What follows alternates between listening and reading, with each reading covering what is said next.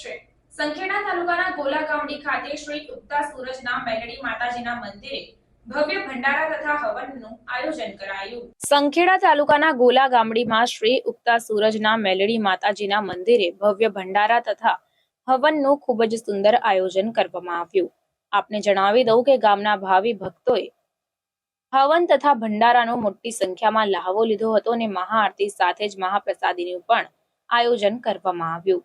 સમસ્ત ગામના મિત્રો તથા વિજયભાઈ રાકેશભાઈ તરફથી ખૂબ જ સુંદર આયોજન કરાયું હતું।